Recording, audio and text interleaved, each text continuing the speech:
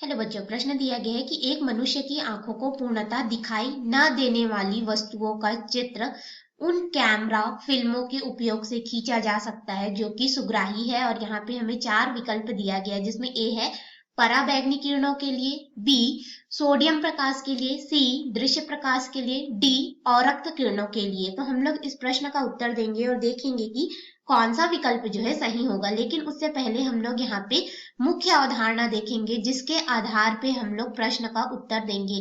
तो मुख्य अवधारणा के अंतर्गत हम लोग यहाँ पे अध्ययन करेंगे कि विद्युत चुंबकीय तरंग आखिर में होता क्या है। तो ये जो विद्युत चुंबकीय तरंग होता है, इसको पहले देखेंगे। तो हम लोग सबसे पहले ये देखेंगे कि विद्युत चुंबकीय तरंग जो है उत्पन्न कैसे होता है। तो विद्युत चुंबकीय तरंग के उत्पन्न होने के लिए यह सिद्धांत है कि यदि चुंबकीय क्षेत्र या विद्युत क्षेत्र, चुंबकीय क्षेत्र अगर हम लोग यहाँ पे लेंगे तो उसे बी से दर्शा देते हैं, और अगर हम लोग यहाँ पे विद्युत क्षेत्र लेंगे तो इसे ई से दर्शा देते हैं। इन दोनों में से कोई एक उपस्थित है और वह समय के साथ परिवर्तित हो रहा है। ठीक है, समय टी के साथ जो हमारा चुंबकीय क्षेत्र बी है या फिर जो विद्युत क्षेत्र ई है, इसमें परिवर्तन होता है। तो वहां पे उस जगह पे दूसरा क्षेत्र स्वयं ही उत्पन्न हो जाता है। चाहे वहां पे चुंबकीय क्षेत्र उत्पन्न है तो हमारे पास यहाँ पे विद्युत क्षेत्र उत्पन्न हो जाएगा, और विद्युत क्षेत्र ई है तो वहां पे चुंबकीय क्षेत्र उत्पन्न हो जाएगा।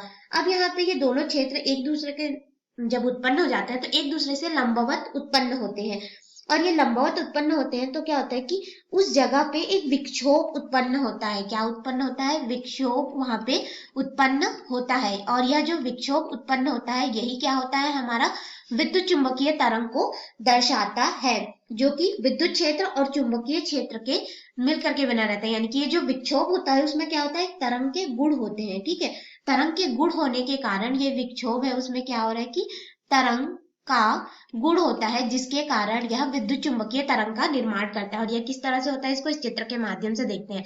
इस तरह से हम लोग ले लेते हैं, एक अक्ष ले लिए। ठीक है, इस अक्ष में हमारे पास यहाँ पे जैसे कि आप देख सकते हैं, लाल रंग को यहाँ पे विद्युत क्षेत्र ई से दर्शाया गया है तथा नीले रंग को यहाँ पे चुंबकीय क्षेत्र बी के रूप में दर्शाया गया है। तो यहाँ पे अगर हम लोग अक्ष ले लें कि किस तरह से ये होगा, तो ये जो नीला क्षेत्र है ये वाला हमारा, ये क्या हो जाएगा? चुंबकीय क्षेत्र के लिए, और ये लाल वाला क्षेत्र हमारे पास विद्युत क्षेत्र के लिए होगा।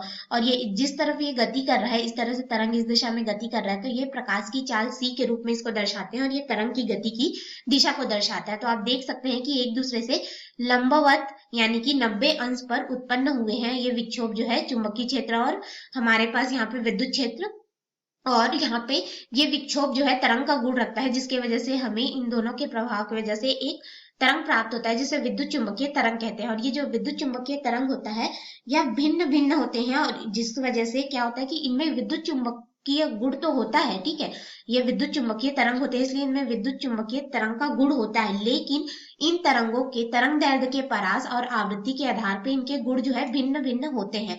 तो उसके अनुसार अब हम लोग मुख्य अवधारणा के अनुसार अपने मुख्य प्रश्न में चलते हैं और देखते हैं कि इनमें से जो कौन सा विकल्प होगा वह सही होगा। तो देखिए, हमारे पास यहाँ पे अलग अलग विकल्प दिए गए हैं, तो विकल्प के अनुसार चलेंगे। तो सबसे पहले हम लोग ए विकल्प को देखेंगे। तो ए विकल्प में हमें परावैंगनी विकिरण दिया गया है। तो परावैंगनी विकिरण जो होगा, इसके लिए तरंग दैर्ध्य लैम्डा जो होता है हमारे पास में 10⁸ मीटर से लेकर के यह होता है 4×10⁷ मीटर के परास का होता है। अब इसका तरंग दैर्ध्य हम लोग देख लिए, तो इसका हम लोग गुण देखेंगे। तो जो परावैंगनी विकिरण होता है, यह हमारी आंखों से दिखलाई नहीं देता, यानी कि साधारण मानव इसको देख नहीं सकता, लेकिन इसका प्रयोग जो है बहुत सारी चीजों में किया जाता है, जैसे कि विभिन्न जंतु तरंगदैर्ध्यों के परास के लिए संवेदनशील होते हैं। ठीक है, तो ये जो है जो हमारे पास परावैंगनी किरण होता है उसको ये लोग संसूचित करते हैं, और परावैंगनी जो हमारे पास किरण होता है या तरंग होता है, इसका हम लोग भिन्न भिन्न प्रयोग करते हैं, जैसे कि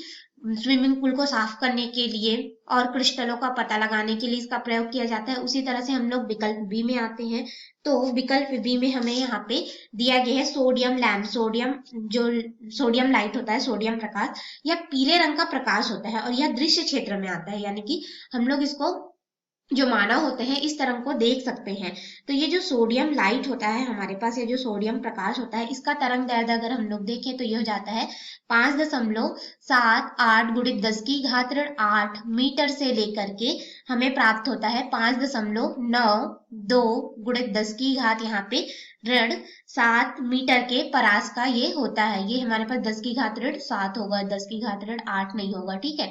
10 की घात ऋण 7 ये रहेगा और ये 5.92 गुणित 10 की घात ऋण 7 मीटर के परास का होगा। ये दृश्य क्षेत्र में होता है, तो बड़ी बड़ी इंडस्ट्री यानी कि उद्योग जो होते हैं उसमें प्रकाश के लिए जो बल्ब लगे होते हैं वो सोडियम वेपर लैंप के ही लगे रहते हैं, जिससे वहां पे अंधेरा ना हो और कोई दुर्घटना ना हो। अब हम लोग यहाँ पे सी विकल्प में आएंगे, जो कि हम लोग को यहाँ पे दिया गया है दृश्य प्रकाश के लिए। तो दृश्य प्रकाश में हमारे पास यहाँ पे 7 रंग जो है वह आते हैं। तो ये जो 7 रंग का पूरा समूह होता है, इसके हम लोग तरंग दैर्ध्य को देखेंगे एक साथ, ठीक है। जिसे हम लोग बैजानी या पिनाला के रूप में दर्शाते हैं, यानी कि ये हमारे पास बैगनी, जामुनी, नीला, हरा, पीला, नारंगी, लाल, ये 7 रंग आते हैं। तो इन 7 रंगों का जो परास होता है वह किस तरह से होता है हमारे पास 4.0 गुणित 10 की घात ऋण 7 मीटर से लेकर के यह जो परास है हमें प्राप्त होता है 7.80 गुणित 10 की घात ऋण 7 मीटर के परास का होता है। और इन 7 रंगों को हम लोग देख सकते हैं, ठीक है। तो इसका तो हम लोग प्रयोग नहीं करते फोटोग्राफिक फिल्मों में, और हमारे पास यहाँ पे डी विकल्प जो है वह दिया गया है। अगर हम लोग यहाँ पे देखें तो औरक्त किरणों के लिए, तो औरक्त जो किरण होता है इसको हम लोग यहाँ पे देखेंगे। तो देखिए औरक्त किरण क्या होता है कि इसे विलियम हर्शेल ने की खोज की थी, और इसका जो तरंग दैर्ध्य होता है हमारे पास, इसके लिए तरंग दैर्ध्य लैम्डा कितना हो जाएगा हमारे पास 7.8 गुणित 10 की घात ऋण 7 मीटर से लेकर के ये हमारे पास होता है 10 की घात ऋण 3 मीटर। तो आप देख सकते हैं कि यह दृश्य क्षेत्र के बाहर आ रहा है, यानी कि हम लोग इस तरंग का जो है प्रकाश उसको नहीं देख सकते, औरक्त किरणों को। औरक्त किरणों को नहीं देख सकते, लेकिन जो औरक्त किरणें होती है उसे हम लोग ऊष्मीय विकिरण या फिर ऊष्मीय किरण के रूप में जानते हैं, क्योंकि ये अधिक तप्त धातुएं या फिर अधिक तप्त वस्तुओं से उत्पन्न होती है, इसीलिए हम लोग इसे ऊष्मीय किरण कहते हैं। और ये जो किरण होता है इनका प्रकीर्णन बहुत कम होता है, ठीक है। जो औरक्त किरण होता है उसका क्या हो जाता है, प्रकीर्णन बहुत ही कम होता है, इसलिए यह अधिक दूरी तक गमन कर सकता है। प्रकीर्णन हमारे पास क्या हो जाता है, कम होता है, प्रकाश में जो स्कैटरिंग की घटना होती है, ठीक है। इनकी भेदन क्षमता अधिक होती है, इसीलिए इस किरणों का प्रयोग जो है कोहरे और धुंध वाली जगह पर दूर तक देखने के लिए किया जाता है। यहाँ तक कि इसको मिलिट्री में सैनिकों को जो कार्य रहते हैं उसके निरीक्षण के लिए उपग्रहों में लगे संसूचक में इसका प्रयोग किया जाता है। तो हम लोग को बोला गया है कि जहां पे मनुष्य नहीं देख सकता, पूर्णता दिखाई ना देने वाली, जैसे धुंध, कोहरा या फिर दूर तक कोई जगह है, उसको हम लोग को सही रूप से देखना है। तो उसके लिए हम लोग क्या करेंगे, औरक्त किरण का प्रयोग करेंगे, क्योंकि इसका प्रकीर्णन सबसे कम होता है। तो हमारा डी विकल्प सही होगा। देखिए परावैंगनिक विकिरण जो होता है इसका प्रकीर्णन हमारे पास अधिक होता है, दृश्य प्रकाश में भी प्रकीर्णन होता है, और सोडियम लाइट ये भी दृश्य प्रकाश के क्षेत्र में आता है, पीले रंग का चमकीला रंग होता है, ठीक है।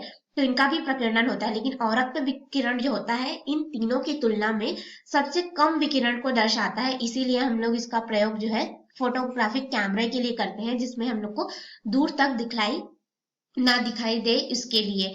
तो आशा है आपको इस प्रश्न का उत्तर समझ में आया होगा। धन्यवाद।